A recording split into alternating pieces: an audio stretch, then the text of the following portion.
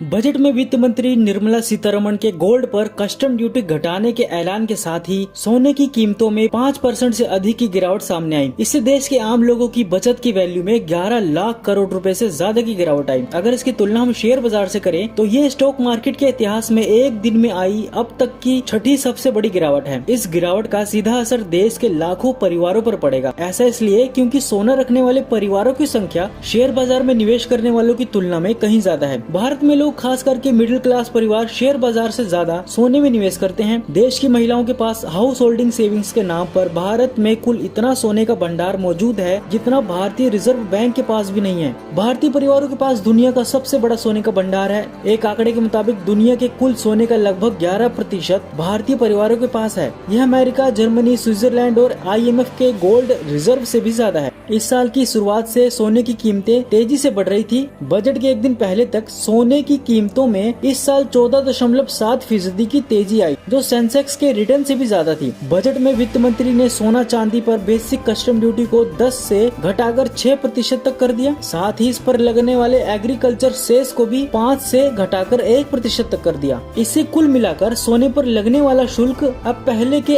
18.5% से घटकर 9% हो गया, जिसमें GST भी शामिल है। बजट पेश होने के ठीक एक दिन पहले सोने के दाम 75,200 रूपए प्रति 10 ग्राम पर थे, जबकि बजट पेश होने के बाद 23 जुलाई को इसकी कीमत 71,200 रूपए प्रति 10 ग्राम तक पहुंच गई। अगर इसकी तुलना शेयर बाजार से की जाए तो एक ही दिन में सोने की कीमतों में गिरावट से इन्वेस्टर्स को 10 लाख करोड़ से ज्यादा का नुकसान हुआ है। सोने के दाम गिरने से सर्राफा व्यापारी खुश नहीं थे। उन्होंने अपने पास रखी सोने की होल्डिंग्स को बेचकर मुनाफा बुक करना शुरू कर दिया। इससे सोने के दाम में और गिरावट आई। गोल्ड लोन बांटने वाली कंपनियां भी इससे खुश नहीं थी। उनके लोन टू वैल्यू रेशियो में कमी आने की आशंका है, जो उन्हें फाइनेंस रूप से कमजोर कर सकते हैं। मान लेते हैं कि भारतीय परिवारों और मंदिरों में कुल मिलाकर 30,000 टन से अधिक सोना है। अब 22 जुलाई को इसके भाव के हिसाब से उस दिन इस सोने की कुल कीमत 218 लाख करोड़ रुपए बनती है। 23 जुलाई को भाव गिरने के बाद इस सोने की कीमत 207 लाख करोड़ रुपए ही रह गई। यह सीधे सीधे सोने की वैल्यू में 10 लाख करोड़ रुपए के नुकसान को दिखाता है। हालांकि बड़ी ज्वेलरी कंपनियों को इस कदम से लाभ हो सकता है। ट्रेडर्स लंबे समय से गोल्ड कस्टम ड्यूटी घटाने की मांग कर रहे थे और उनका कहना था कि इससे गोल्ड की तस्करी रुकेगी। सरकार के लिए भी गोल्ड की स्मगलिंग में कमी आना एक अच्छी खबर है, क्योंकि उसके रेवेन्यू का नुकसान कम होगा।